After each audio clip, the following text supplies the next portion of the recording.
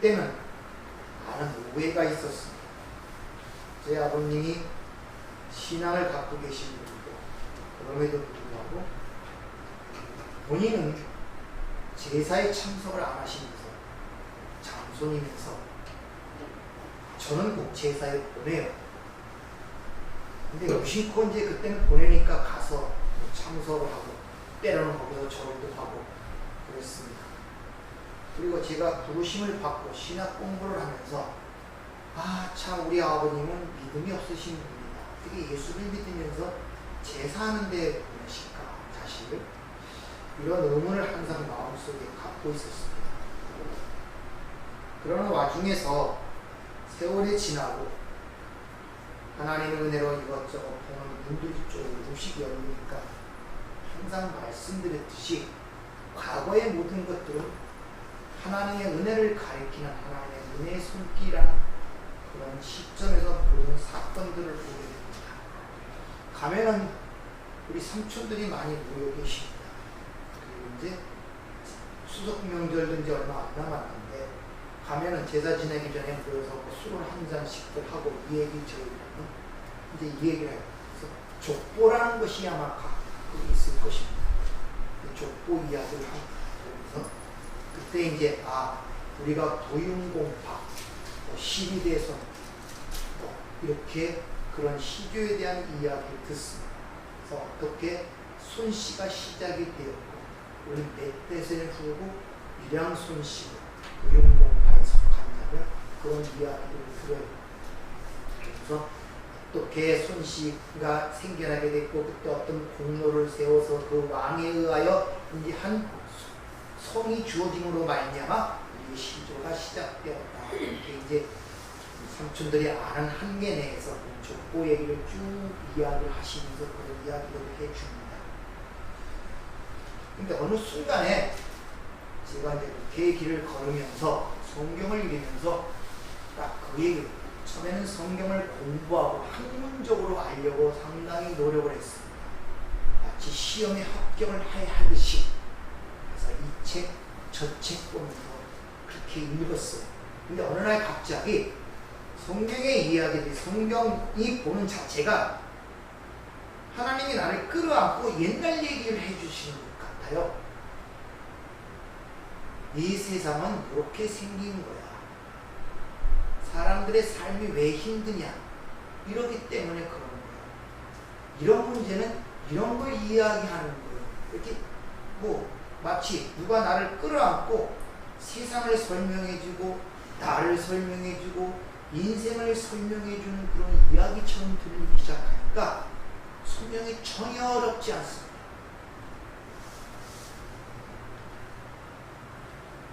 성경은 하나님께서 당신의 백성들을 향한 하나님의 사랑의 서신서입니다. 네. 여러분 말씀을 볼 때 그렇게 느끼게까지 말씀을 봐야 돼요. 그런 성경이 하나도 안 어렵습니다. 마치 옆에 할아버지가 나를 끌어안고 얘기해 주는 것 같아요. 내가 모르는 이야기들. 마치 옛날에 이수신 장군을 얘기해 주시고 다윗의 왕을 얘기해 주시 그냥 살금살금 얘기해 주세요. 그러면서 그런 이야기를 들어가면서 안목이 뜨이고 인생이라니 그렇구나. 왜 이렇게 힘들고 하는 것들이 왜 이런 문제가 생기는구나. 사람은 왜 죽을 수밖에 없는구나. 저 사람이 이렇게 고통스러운 이유가 저건데 저것이 진짜 어둠이라는 것이구나. 본인은 모르니까.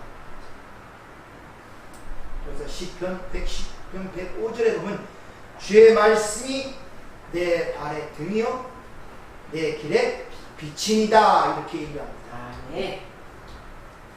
성경이 있으므로 얼마나 좋은지. 성경만큼 이 우주 만물의 기원과 이 역사의 시작과 종말이 무엇이며 인간이 무엇이고 인간의 실체와 그 시작과 끝이 어떻게 끝나게 되는가를 너무나 잘 설명을 해줘요. 성경 이상으로 인간에서 가장 모순적인 인간에서 잘 설명하는 책은 없습니다. 아직도 과학이 발달하고 여러 가지 문명이 발달하지만 인간이 무엇이다 정확하게 정의하고 그거하는 책이 없습니다. 과학적으로나 철학적으로나 종교적으로나 문화적으로나 다 나름대로 정의를 해놓고 있지 인간이 무엇인가 성경만큼 정확하게 정의해 준 적이 없습니다.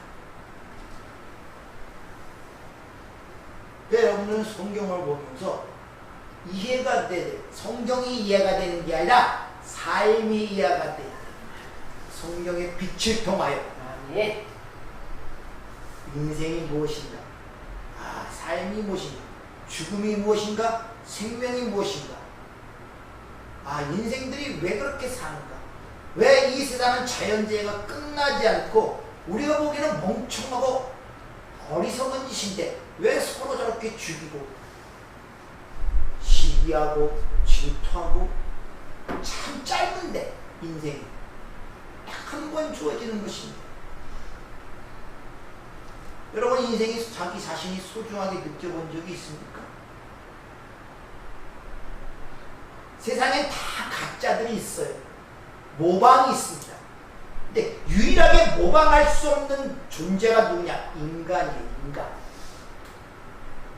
지금 100억 가까이 되는 인구 속에 나라는 존재는 모방할 수 없는 나라는 존재는 딱 나 하나라니까요.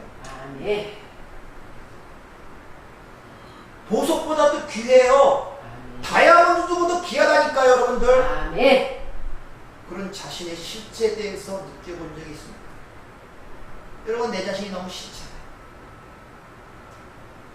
저런 사람이 되고 싶고 저런 사람이 되고 싶고 그렇지 않습니까? 난 내가 되고 싶지 않아요. 그리고 항상 내 밖에 다른 존재에 대한 담고 싶은 마음들이 있어. 내가 원하는 걸 가진 것 같고 여러분의 실체를 모르면서 딱 한 사람 딱 한 시대에 태어나서 잘 살다가 하면 100년이에요. 찰나입니다. 그게 소중하지 않습니까? 뭐 다이아몬드처럼 영원하지도 않아요. 잠깐이 잠깐 찰나. 그를 통해 하나님이 그려내시는 계획들이 있는데 그걸 보지 못하니 이놈을 가장 소중한 자기는 버립니다. 엉뚱한 걸 자꾸 사모하며 바라보며 비교하며 그걸로 자신이 고통을 받고 있단 말입니다. 여러분들 어디 가서 찾습니까? 여러분 같은 사람 미국 가면 있겠습니까? 아프리카에 가면 똑같은 사람 찾을 수 있겠습니까? 오늘 여기 이 순간 딱 나 하나밖에 없어. 하나님을 알게 되면 그런 것들을 알게 돼요. 그래서 내가 그렇게 귀한 존재이기 때문에 우주 만물을 다 뒤져도 나 하나밖에 없기 때문에 나 같은 존재가 그래서 하나님이 자신의 목숨을 버려 나를 구원해내셨구나 라는 감동들이 와야 된다. 그럼 자신이 얼마나 소중한지 몰라요. 쓸데없는 것에 상처받고 쓸데없는 것에 내 마음이 흔들리지 않는단 말입니다.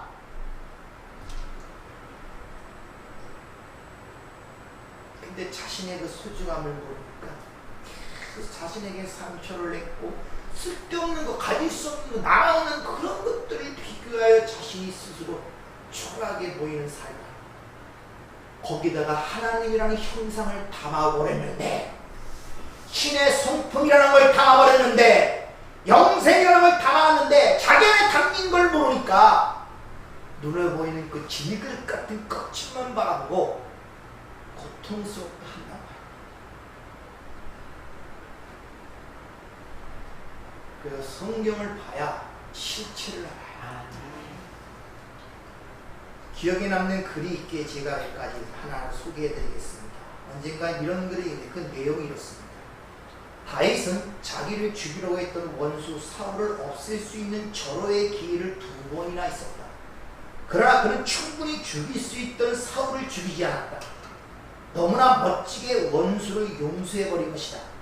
그런 다윗의 모습은 하나님이 사랑하시는 자, 하나님의 마음에 합한 자라는 타이틀과 자격을 주고도 남는다.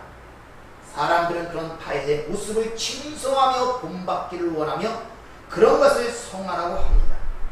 그런데 자기를 죽이려고 달려드는 사울을 용서한 다윗이 자신을 위해 전쟁에 나아간 우리아를 자신의 죄를 덮기 위하여 교묘하게 죽입니다.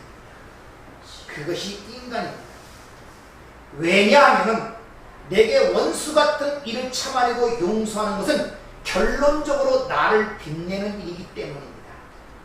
이는 인간은 선한 것을 추구하고 착한 삶을 살아가면서까지 자신의 영광을 빛내고 싶어하는 우리 인간들의 의지, 즉 하나님처럼 살고 싶어하는 그런 의지는 그야말로 엄청난 에너지를 가지고 있기에 어떤 역경도 이겨낼 수가 있습니다. 어찌 원수만 살려주는 것일 뿐이겠습니까? 그러나 자기의 죄를 덮기 위해 발각된 위험 요소를 제거하는 일에는 사람들은 남을 돌아볼 여유가 없습니다. 칼같이 냉정합니다. 그럼에도 불구하고 난 사울을 용서한 다윗보다 우리아를 죽인 악한 다윗에게 더 마음이 쏠립니다. 왜냐하면 사울을 용서한 다윗에게는 예수님의 십자가의 죽으심이라는 것이 마치 필요 없는 것처럼 다윗의 의지와 자비와 용서가 빛나지만 우리아를 죽인 다윗은 그 모든 것 행위는 삭제되어버리고 그 악한 다윗을 사랑한 하나님의 영광만이 빛나기 때문입니다. 아멘. 이후로 다윗은 선악과를 따먹고 자기 숲에 숨어있는 자신의 실체를 자각하고 자신은 어린 양의 피 묻은 우슬초와 꺾으신 뼈만 의지하게 되는 상황으로 되게 됩니다. 이게 시편 51편이에요.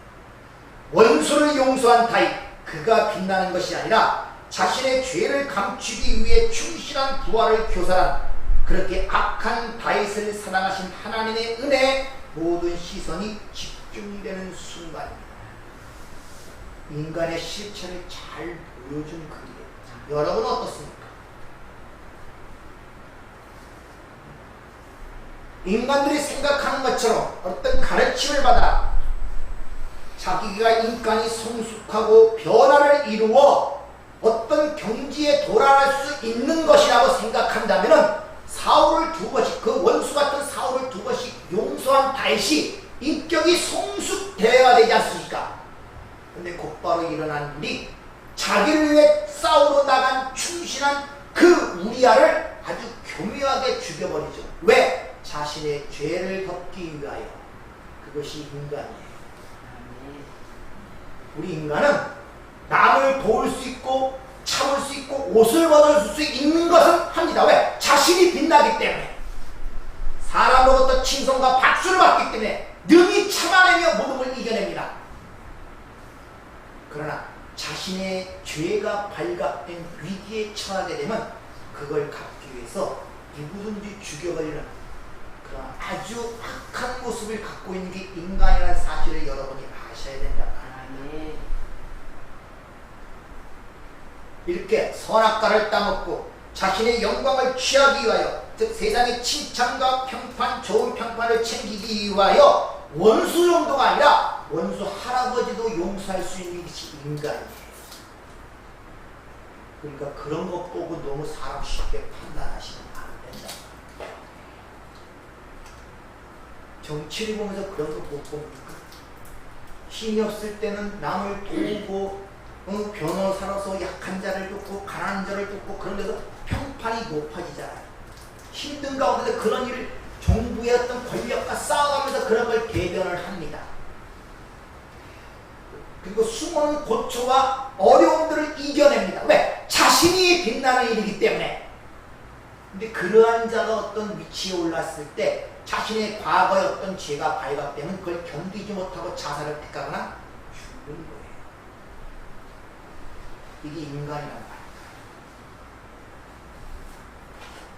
이런 인간의 내면적 문제들을 성경은 적나라하게 드러내는 것입니다. 이것이 창세기 3장에 선악과를 따먹고 자신의 부끄러움을 가리기 위한 무화과 나무로 자기 치마를 내어 가리는 그 타락한 아담의 분상들의 처절한 몸부림이 그렇게 드러나고 있단 말입니다.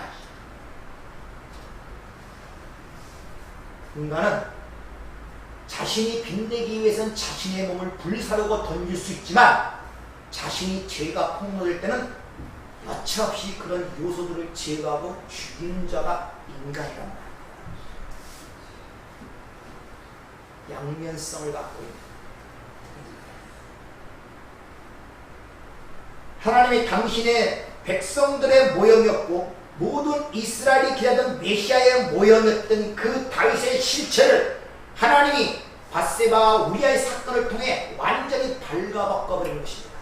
그리고 거기서 인간 다윗의 왕위가 삭제되고 오직 하나님의 왕 되심과 예수 그리스도의 주 되심이 오롯하게 드러나는 거예요. 그것이 말씀을 맡은 다윗의 역할이었단 말입니다. 그래서 마태복음 1장에 보면은 솔로몬이 다윗에게서 솔로몬이 났다고 하지 않고 우리아의 아내에게서 솔로몬이 났다고 얘기합니다. 즉 인간 다윗의 왕위의 혈통이 우선 제거되는 거예요. 사람의 뜻으로 육정의 뜻으로 또 인간의 혈통으로 난 다윗은 거기서 제거가 되어버린단 말입니다.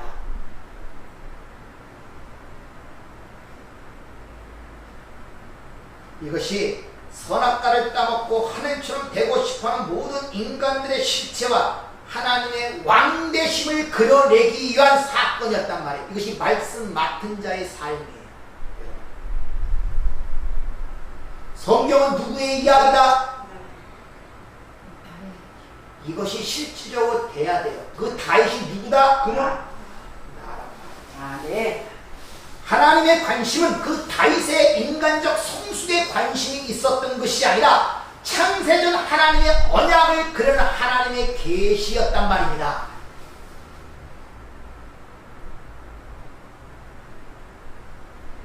쉬운 말로 하나님의 아들의 십자가의 죽음의 필연성과 그를 홀로 이루시는 하나님의 주되심을 드러내는 것이 바로 다윗의 삶의 목적이었단 말입니다.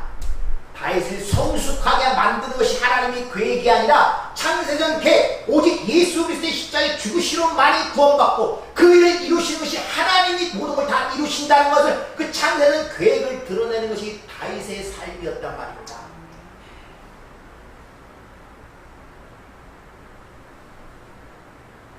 그래서 우리가 에베소 1장에서 배웠듯이 하나님은 우리 성도들을 당신의 찬송이 되기 위하여 창조하셨다고 분명히 얘기를 하고 있죠. 따라서 이 역사와 인생은 하나님과 하나님의 하신 일을 찬송하시는 것이지 인간과 인간의 일을 찬송하는 것이 되면 안 된단 말이에요.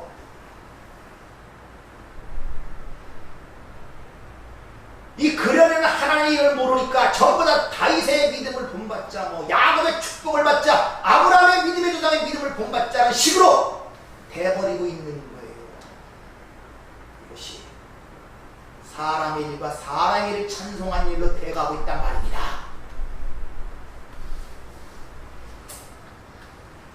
그래서 잘 보세요.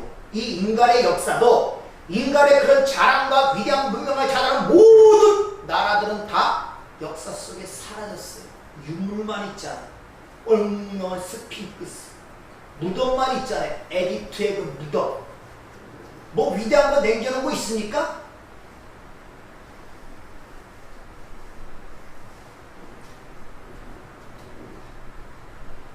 사도행전 13장 30절에 보면 하나님께서 다윗을 가리켜 하나님의 마음에 합한 자, 하나님의 마음에 맞는 자라고 그렇게 이야기를 합니다. 거기서 맞다라는 단어가 형용사가 아니라 전치사입니다. 카타라는 전치사인데 그 뜻이 뭐뭐를 따라라는 그런 의미의 전치사. 그러니까 하나님의 마음에 합했다, 하나님의 마음에 맞았다는 것은 하나님은 다윗이라는 인간을 통하여 당신의 마음과 뜻을 담아냈다 이런 말이에요. 그러니까 다윗은 하나님의 뜻과 계획을 담은 그릇으로서 하나님의 마음대로 움직여 사용된 도구다 이런 말이에요. 그렇게 하나님의 뜻에 의하여 사용되는 그 상태를 정직하다 그렇게 얘기한 것입니다. 세상이 얘기한 것처럼 거짓말하지 않는 자가 정직한 것이 아니라 하나님의 뜻을 담아내는 그릇으로 사용되는 자가 바로 정직한 자고, 그렇게 하나님의 뜻이 뭐냐? 오직 예수 그리스도 말미암아서만이 하나님의 의를 갖고 심판을 면할 수 있다는 그 창세전 언약을 완전히 붙드는 자를 온전하다 이렇게 얘기하는 것입니다. 아멘. 이렇게 하나님의 뜻을 그려내는 인생을 정직한 인생이라 하면 저와 여러분들이 지금 하나님의 뜻을 그려내는 인생을 살고 있다면 정직한 자로서 살아가고 있는 거예요. 아시겠습니까? 아멘. 또 오직 나의 구원은 예수 그리스도로 말미암아 된다는 사실을 붙들고 살아가고 있다면 여러분 지금 온전한 자로 살아가고 있단 말입니다. 아멘. 그걸 그려내는 것이 여러분의 역할이지, 여러분이 육에 속한 그 육신들과 세상이 원하는 그 성품을 변화시켜서 그 사람을 성화시켜서 성인으로 만들어내는 것이 기독교가 아니란 말입니다. 그래서 앞에 말씀드린 것처럼 그 사울을 용서한 다윗에 대해서는 성경에 아무 말도 없어요. 하나님이 야, 너 참 대단한 사람이다, 내가 너를 참 좋은 사람, 이런 칭찬한 거 없어요. 근데 오늘날 기독교는 그 예수의 십자가의 피가 필요치 않은 방향으로 사람들을 몰고 가고 있는 것입니다.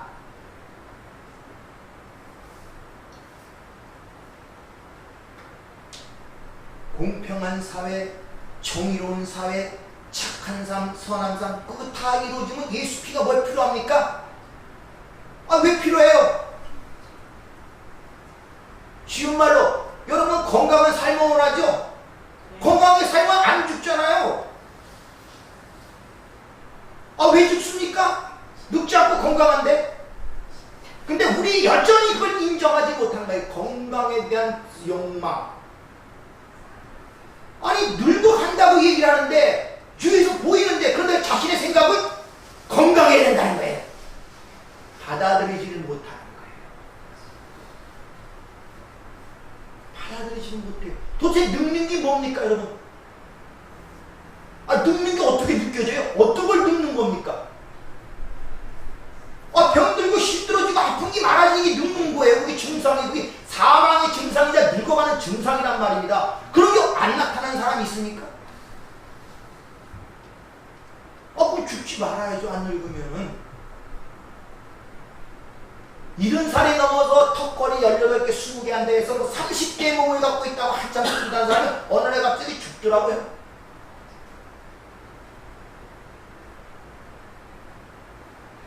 아직도 모르는, 인정이 안 돼요. 세상에서 생명을 얻는 사람인데 그 자체가 인정이 안 돼요. 그게 뭔지도 생각 안 하고. 그러니까 받아들이지 못하니 부딪힌단 말입니다. 오는 세월 뭐 갖고 막아도 안 된다? 도끼 갖고 막아도 안 되냐? 막아보세요 한번. 되나? 도끼가 아니라 총으로도 안 된다니까요. 오는 세월을 담담하게 받아들이세요. 아멘. 그것이 오히려 마음이 편한 아멘. 그것이 잘 가는 거예요. 아멘.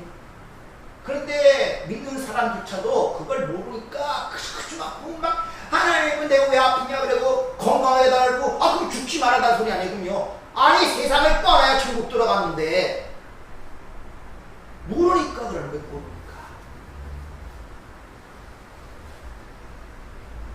그런 겨정을 쫓고서 다윗이 철저하게 깨닫습니다. 아! 나는 어머니 모태로부터 이미 죄 중에 잉태되었고 죄악 중에 출생된 불가능한 자이기 때문에 시편 58편의 말씀에 의하면은 하나님 나를 변화시켜주세요, 성숙하게 만들어주세요, 그렇게 요구하면 나를 정직한 새 영으로 창조해주세요, 네. 새롭게 만들어주세요, 네. 이렇게 기도하지, 나를 변화시켜 착한 사람 만들어주세요, 그런 기도 안 합니다. 자기의 불가능한 존재를 처절하게 깨닫습니다. 태생적. 그래서 예수님의 십자가만 붙드는 존재, 그것만이 유일한 희망이라는 사실을 깨닫게 된 것입니다. 그리고 진짜 왕위에 올라가는 거예요. 밧세바 우리아 사건이 바로 마지막 전쟁을 앞두고, 그리고 그만 끝나고 모든 게 평정된 이스라엘 왕으로 등극할 그 시점에 일어난 사건입니다. 하나님의 의도가 있는 것이죠.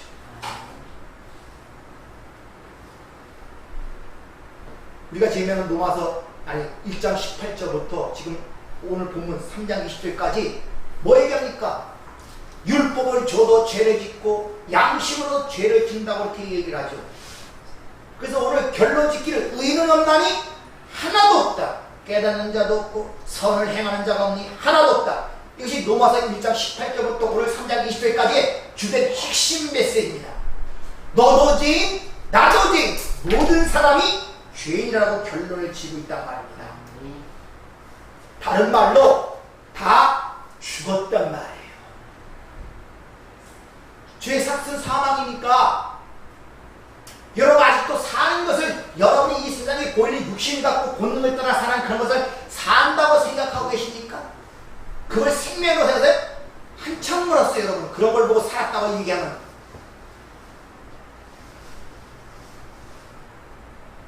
다 죽었단 말이에요. 그 죽은 자에게 나온 것들이 뭐겠습니까? 다 악일 수밖에 없다는 것입니다. 그래서 오늘 본 말씀을 더 확실하게 그들의 실상을 설명하죠. 예수님께서 마가복음 7장 21절 속에서 곧 사람의 마음에서 나오는 것은 악한 생각, 음란과 도덕과 살인과 간음과 탐욕과 악독과 속임과 음탕과 질투와 비방과 교패와 우매함이니 이 모든 것이 다 속에서 나와 사람을 더럽게 하느니라.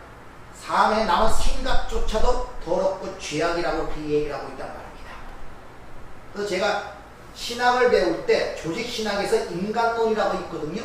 그걸 죄론이라고 해요.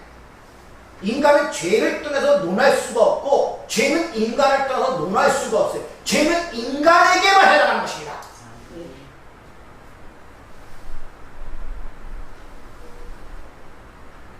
에레미야 선지자도 에레미야 17장 9절 만물보다 거짓되고 심히 부패한 것이 마음이라 누가 능히 이를 알리요? 그러니까 인간 스스로는 절대 자기 힘으로는 산자가 될 수 없고 죽은 자라는 사실을 성경은 가르쳐주고 있어요. 그래서 창세기 2장 10절에 하나님이 생기가 부어지기 전까지는 그냥 흙의 먼지라고 얘기를 하잖아요. 생기가 부어지기 전까지는. 그러면 사는 일이 뭐겠습니까? 하나님의 생기가 부어져야 살아있는 존재가 되는 거예요. 그러니까 하나님의 생기가 부어지기 전에, 성령이 부어지기 전에 아무리 죽은 자가 이 행위 저 행위 내놓고 이 생각 저 생각해도 다 그것은 죄고 죽은 행위란 말이에요. 무가치하단 말입니다. 배설물이란 말입니다. 그래서 사도 바울이 성령을 받기 전 자기가 행하던 모든 것들을 다 배설물로 취급하는 거예요. 그 선들이 명확하게 보여야 되거든요. 자꾸 이 성경을 배우면서 증인이 이 땅에 오셔갖고 요한복음 14장 6절에 뭐라, 나는 길이요 진리요, 이 말은 무슨 말입니까? 내가 생명이란 말은 나 외의 모든 것은 죽음이라는 거예요. 다 거짓이란 말이에요. 내가 진리라는 것은 다 거짓이란 말입니다. 내가 길이라는 것은 다 모든 게 잘못되고 있단 말입니다. 예수 외에는 정말 죽은 것이고 잘못된 것이고 거짓이고 어둠이란 말이에요. 아니 주님이 친히 이렇게 말씀하시잖아요. 여기서 사는 길은 단 한 가지, 출애굽시에 보여주잖아요. 그 사람이 히브리인이냐 애굽인이냐 종이냐 바로왕이냐 하인이냐 아무 상관없어요. 그 죽음의 사자를 피할 수 있는 방법은 어린 양의 피를 바르는 길 외에는 없어요. 네. 거기서 어떻게 유대인, 히브리인, 애굽인 갈라냈습니까? 아니에요. 허다한 잡족이 같이 나왔다니까요. 하여튼 피를 바른 자는 그 사람이 성품과 신분과 위치와 상관없이 다 죽음의 사자를 피해 출애굽한 모습으로 거기서 이미 암시가 되고 있단 말입니다.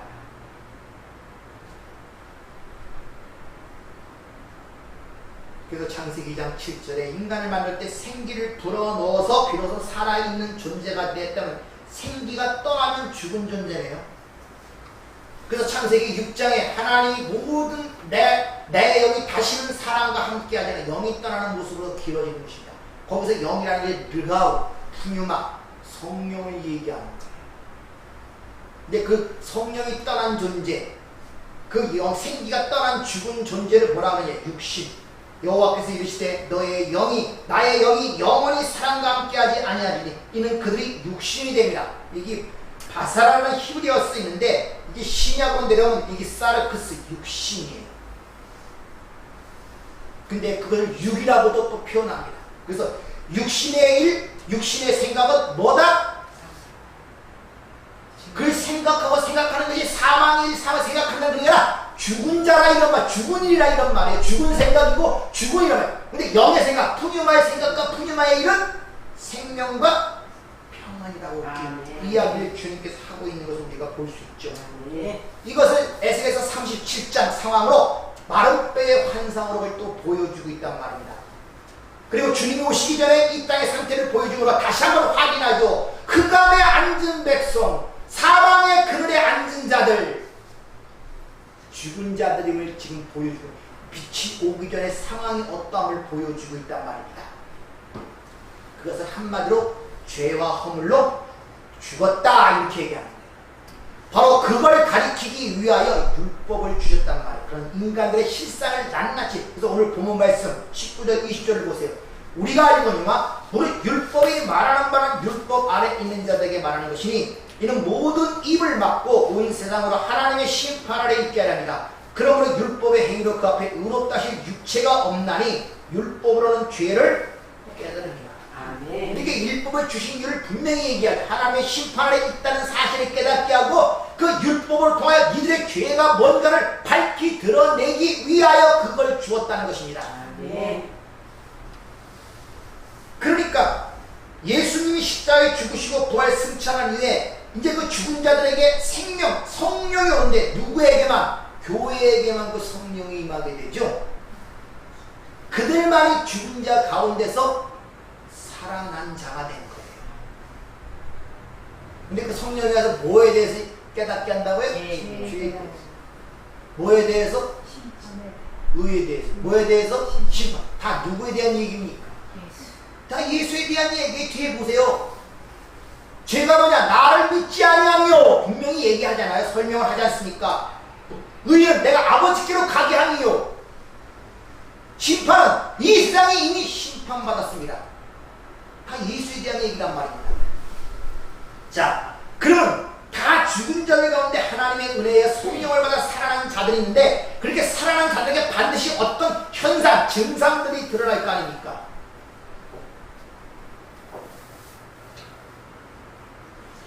그렇게 성령 받아서 그 살아난 자들에게 나타나는 현상이 뭐겠습니까? 바로 내가 살고 있던 세상이 죽은 세상이었구나. 그리고 이 죽은 자들이 만들어내는 어떤 것도 하나님 앞에서는 가치가 없는 무가치한 것들이구나. 다시 말하면 배설물들이구나. 그리고 오직 예수 그리스도만이 길이며 진이며 생명이라는 사실을 깨닫게 된단 말이에요. 이것이 성령 받아 산 자에 나타나는 현상이란 말입니다. 그리고 그 위에는 모든 게 죽은 상태란 말이에요. 사실 그들은 이 땅에 한 번도 산 적이 없어요. 죽은 자로 와서 죽은 자의 삶을 살다가 죽어가는 것입니다. 한 번도 살아본 적이 없어요. 무슨 말이냐? 삶과 죽음이 뭔지도 모르고 살아간단 말입니다. 아무 의미도 없이 그냥 본능에 따라 사는 거예요. 태어났으니까 먹고 마시고 있고 본능이 요구하는 대로 살다가 내 욕심대로 살다가 이미 사라져가고 있단 말입니다. 그렇게 죽은 자들에게 무슨 선행이나 구제나 도덕, 윤리, 행함 이런 것들이 무슨 가치가 있냔 말이에요. 죽은 자들이라는 그런 것들이 예? 그런 것들이 무슨 가치가 있냔 말이에요. 도대체. 그런데 창세기 3장처럼 그 죽은 자들이 자기 죽은 실체를 모르고 화장을 하는 거예요. 얼굴에 화장. 죽은 때 없애기 위해서 더덕더덕 뭐를 페인트를 바르듯이 허름한 집을 가리기 위해서 페인트를 바르듯이 화장을 하는 거예요. 그 화장이 뭡니까? 그 바로 인간들이 서로 합의해 만들어낸 윤리, 도덕, 선행, 인기, 재물 이런 것들 화장을 잔뜩 하고 살아있는 척하는 것. 그걸 주님이 확실하게 이 회칠한 무덤들이다. 그 겉으로는 허옇게 보이나 속에는 썩은 뼈들이 가득 차 있다. 이게 바로 에스겔서 37장 마른 뼈의 환상 속에 보여준 거 아닙니까? 그런데 오늘날 교회라고 자처하는 이들이 이 죽은 자들이 정의하고 추구하는 그런 화장놀이에 동의하고 역시 그런 쪽으로 이 얘기를 하며 하는 이런 무수한 짓을 하고 있다니까요.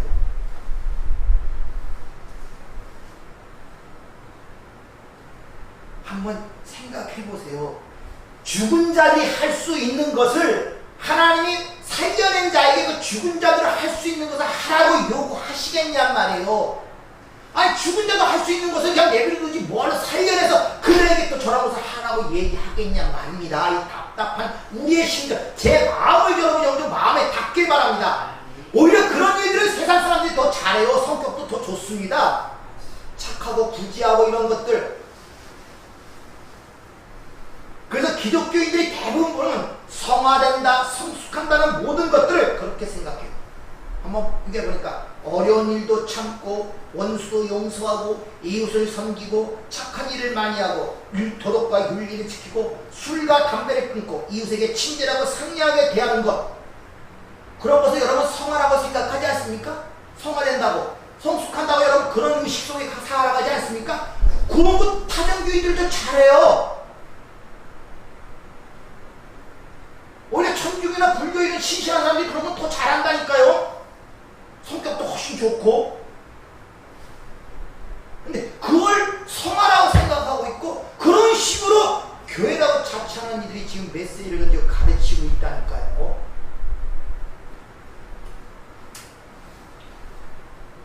적어도 하나님의 은혜에 의하여 예수의 피로 살아나여 하나님의 성령을 받은 자들은 그런 자들이 하는 것과는 좀 다른 것이라 그런 생각이 안 듭니까? 좀 뭔가 달라야 되잖아요. 그들이 할 수 있는 것을 우리가 한다. 말이 안 되잖아요. 그런 걸 하지 말라는 것이랑 차원이 다르단 말입니다. 네. 따라서 성경에 말하는 성화라는 것은 지금 상태에서 쑥 죽어가는 그 육신의 변화되는 것을 얘기하는 것이 아니라 예수와 연합된 내가 완전히 비워지고 자기 부인의 상태를 성화라 그러는 거예요. 아멘. 그러나 오늘날 던지는 교회 설교들을 한번 쭉 CBS나 이런 것들을 들으면 내가 얼마나 예수의 피, 예수의 은을 의지하는가를 이야기하는 것이 아니라 반대로 얘기했어요. 세상에 얼마나 흥정하고 훌륭한 착한 사람이 되어 세상으로부터 칭송받고 비난받지 않는 교회가 되는가 쪽으로 밀어내고 있단 말입니다.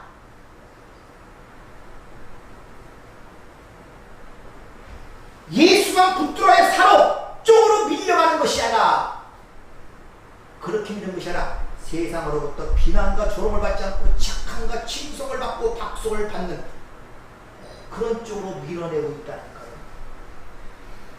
다들 들어보세요. 제 것만 듣지 말고 다 들어보라니까요. 한가닥 보리밥 먹다가 쌀밥도 먹어야 맛있으니까 다른 설교들 들어보고 우리 목사님 말씀이 맞는가 성경을 찾아서 읽고 고민하고 범민하고 감당을 하란 말입니다. 네. 지금 이 땅에 던져지는 메시지들이 뭔가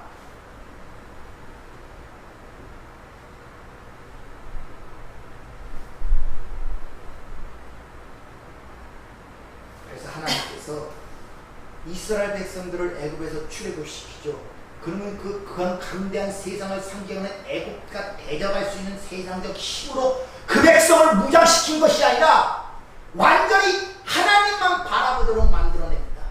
그래서 홍해의 길로 인도하시는 거예요.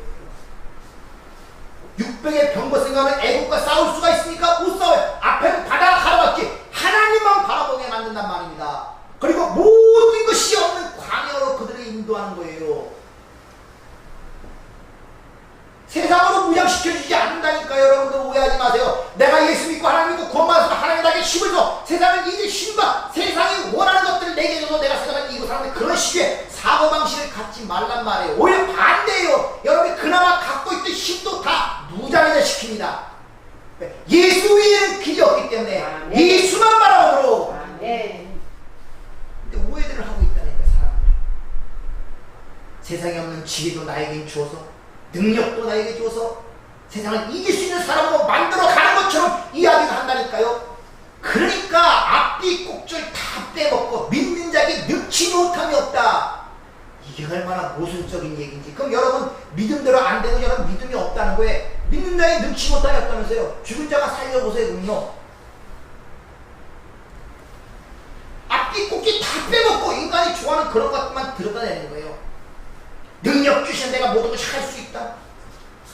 그런 것들만 뒷가 알고 그거 갖고 체면을 거듯이 계속 믿는 자에게 눈치가 없다. 믿는 자에게 눈치이 없다. 이런 식으로 밀고 나가니 이 기독교가 어떤 꼴이 되겠습니까? 예수의 의가 필요가 없다니까요. 예수의 피가 필요 없다니까요.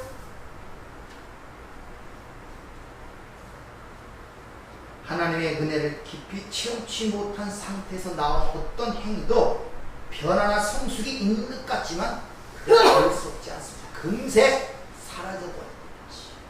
그래서 어떨 때 은혜가 굉장히 착한 사람이 어느 날 갑자기 저럴 수가 있어? 그 실망할 필요 없어요. 내가 주를 위해 죽을지언정 주를 따르지 않겠다. 베드로가 주를 3번씩 부른다는 상황에 우리 주님은 마음이 흔들리지 않았습니다. 인간의 실체를 알고 있었기 때문에. 하나님께서 우리에게 믿음을 주신 것은 그 믿음을 통하여 믿음이 자신의 성숙하고 행동의 변화를 추구하는 것이 아니라 먼저 올바른 자아인식, 네 실체를 깨닫고 그리고 올바른 하나님을 인식하도록 그 믿음이 주어진 거예요. 성경이 누구에 대한 이야기다? 내가 왜 그렇게 반복합니까? 내 실체를 모르면 안 돼요. 은혜가 뭔지도 모릅니다. 내가 누군지를 모르면 예수를 믿고 예수의 피를 의지하고 내 세상 말로만 그러지 내 실체가 그렇지 못한데 내 실체가 파악이 안 되는데 그게 감이 닿겠습니까? 난 지금 멀쩡하게 살아가고 두 팔 다 움직이고 내 입으로 먹고 살고 있는데 넌 안진뱅이여, 넌 죽은 자여, 너 굶어 죽고 있어 지금. 그런 게 귀에 들어옵니까? 내 눈에 보기에는 그렇게 안 보이는데 말로만 그러는 거예요. 그래서 예수를 믿을수록 자기 자신에 대해서 자랑스럽고 긍지를 느끼는 것이 아니라 처절하게 실망과 좌절 속으로 빠진 게 올바른 방향이에요. 거기서 예수를 붙드는 것입니다. 네. 그래서 초두에 말씀드린 것처럼 그래서 하나님의 은혜, 자기 실체, 내가 죄 중에 되었고 죄악 중에 출세, 다시 말해 창세기 3장 아담 강았다는 그 죄악의 실체가 내 안에 숨어있다는 걸 처절히 깨닫지 못하면은 다윗처럼 사울을 용서하는 그런 위대하고 자비로우고 본받을 만한 행위를 갖고 있는 사람이 갑자기 자기의 충실한 우리아를 죽인 것입니다.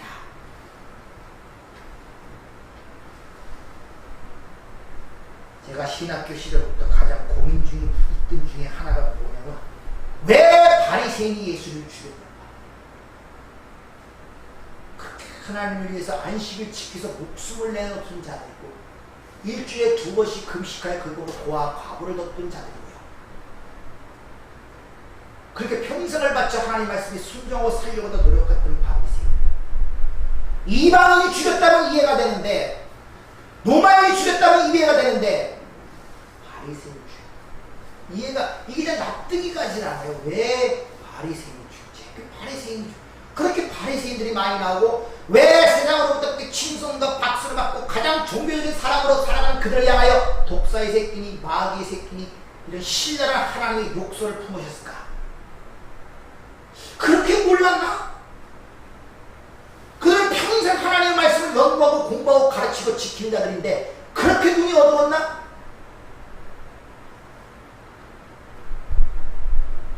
그리고 몰라서 그랬다면 가르쳐주지. 고민이 되죠. 그래서 무도복 동료 목사님한테 물어보기도 하고 교수님한테 물어보기도 제대로 답변해준 사람이 없어. 도대체 예수 죽인 게 뭐야? 일반적으로 생각하는 모든 종교적 행위와 종교에 대한 모든 것들을 다 갖추고 있는 것이 바리새인들이에요. 아시겠습니까? 바리새인들이 외식했다는 그 말은 겉과 속이 달랐다는 소리가 아닙니다. 여러분 언제 설명했죠? 언제 그런 했나 한 정도 그런 표정들인데 외식이라면 겉과 다르다는 뜻이 아니라 연기라는 뜻이 연기. 지 삶이 아닌 삶의 삶을 연기하고 있었다 이런 말이에요. 쉬운 말로 탤런트가 어떤 드라마에 연기를 하죠. 왕귀 역할을 한단 말입니다. 그 연기란 말입니다. 그건 진짜 삶이 아니에요. 근데 바리새인들이 자기 진짜 삶을 모르고 그런 연기를 하더란 말이에요. 근데 그 연기는 세상에서 진짜로 보여요. 연기할 때 사람은 뭐 가짜로 보입니까? 아니, 눈물도 흘리고 거기에 몰입되면 진짜 그 사람 같이 보여요. 그런 걸 왜 시라 그래요? 지들의 삶이 뭔지 모르니까, 자기 실상을 모르니까 연기하는 삶을 사더란 말이에요. 그렇게 평생을 살았는데 주님이 어느 날 찾아오셔서 하시는 그런 행위들에 대하여 뭐라고 얘기합니까? 회칠한 무덤이니 독사의 자식이니 누가 찾아가 한 말로 깎아버린 거예요. 그래서 성경은 그것 예수를 죽인 이유를 설명하는데요.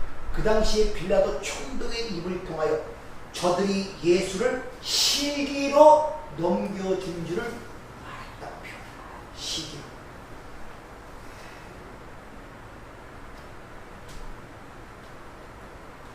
시기 때문에. 시기는 가인이 아벨을 죽인 마음. 여러분 안에 시기 없습니다. 있어요.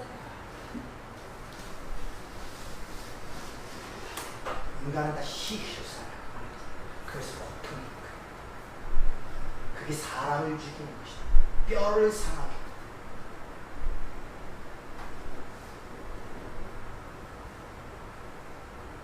하나님 말씀을 통하여 네가 죄인임을 깨달아 예수의 피만 의지하고 율법을 줬는데 그걸 철저하게 지키는 식으로 자기를 지켜서 자신을 화장을 시키고 있는 거예요. 어느 날 그 율법 대신 말씀 대신 그분이 치유셔서 그게 아니라 네가 하는 정답 회칠한 무덤 같은 일고 마귀의 지시한 선사가 견딜 수가 없는 거예요. 그 전까지는 사람들로부터 칭찬과 박수를 받았고 성인으로서 위대한 성화로서의 사랑하는 자들로 세상에 살았습니다. 누구나 그들을 존경했고 그들의 가르침을 받고자 원했고,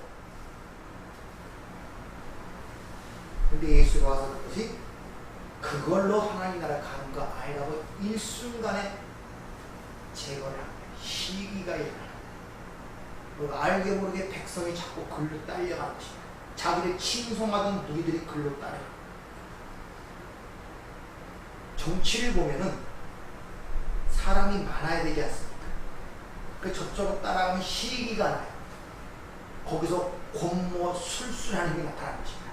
거짓 보도, 거짓말, 악플 이런 걸 다 흠집을 내는 거예요. 왜? 글로 끌려가는 관중들의 시선을 자기들로 끌려가. 지금도 이 사회가 그렇게 이루어지고 있어요. 여러분들. 인간을 이해하려면 딱 두 가지만 컨트롤하면 그 인간을 컨트롤할 수 있습니다. 그 시기성과 두려움만 알면은 그 사람을 컨트롤할 수 있어요. 두 가지만 있어요.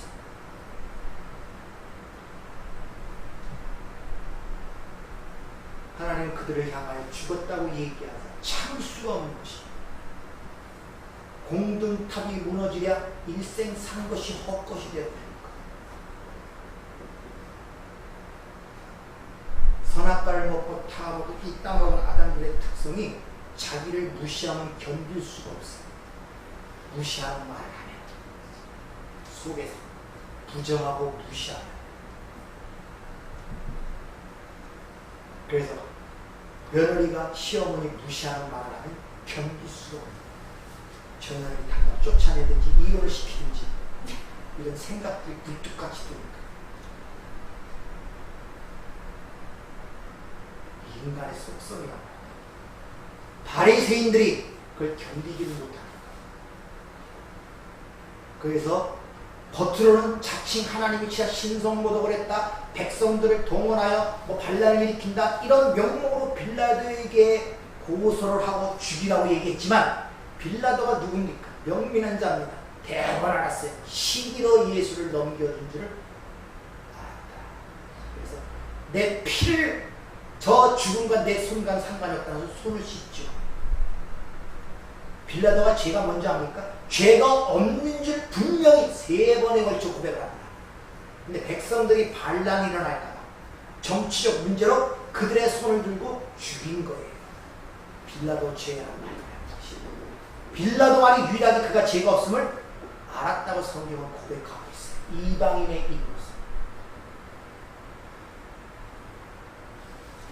따라서 성령을 받아 살아난다는 특징이 뭡니까? 제일 먼저 죄를 깨달으니까 내가 죄인 중에 예수입니다. 거기서 끝나는 것이 아니라 그래서 예수님의 의가 필요합니다. 이런 고백이 나오게 된단 말이에요. 그런데 자기가 살았다고 생각하는 자들은 죽었다고 얘기하는 이 말씀에 대해서 이런저런 핑계와 이유를 대면서 하나님을 향하여 대드는 것입니다. 옛날에도 그런 생각들이 많았습니다. 가능한 여자보다는 바리새인이 그래도 나은데 아무리 생각해도 그래도 좀 낫잖아요. 그런데 고개가 껴웃댔다가도 함께 있었어요. 그런 시선으로 보면서 말씀을 전하다 자꾸 비교해요. 그래서 행동을 독촉하고 그리스도인답게 살아야 됩니다. 저들보다 하면 안 됩니다. 이런 쪽으로 많이 설교들을 했었죠. 초창기. 예수 믿고 우리가 거듭났는데 그렇게 살면 되겠습니까? 저들보다 나아야죠. 저들이 100원 도울 때 우리는 10,000원을 도와야 되죠. 그래 예수 믿는 자리 아닙니까? 이런 식으로 많이 나가려고 했죠.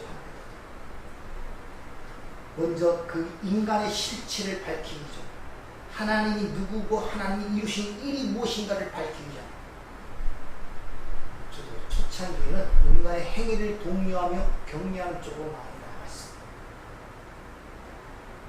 하나님이 은혜 주지 않으면 그쪽으로 나갈 수밖에, 그 사람이 나빠서가 아니라 그게 옳고 그게 바른 것을 생각, 그쪽으로 나갈 수밖에 없어요. 앞탈 필요 없습니다. 하나님 깨닫고 돌려주지 않으면 몰라요. 그래서 우리가 이 땅에 살면서 사도 바울이 날마다 죽는다는 이 말의 의미를 잘 이해를 해야 됩니다. 왜 죽어야 되느냐?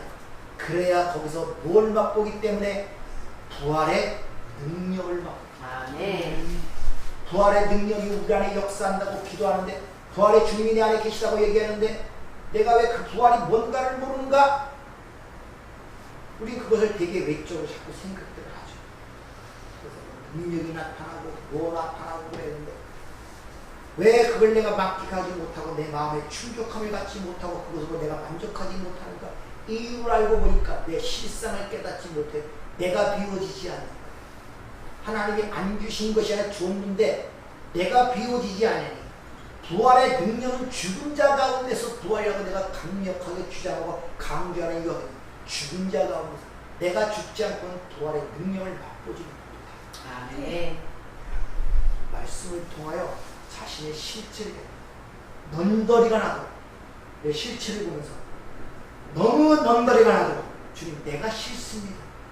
이걸 갖고 또 언제까지 살아야 됩니까? 이게 넌더리가 나도록 자신의 실체를 깨달아야 돼요. 그런데 희한하게 그럴수록 마음에 평안이 와요. 이게 부활의 능력이구나. 그리고 얽매인 것들로부터 자꾸 끊어져. 시기, 질투, 미움, 그냥 거기서 얽매있던 그거보다 하나하나 끊어지는 느낌이 들어요.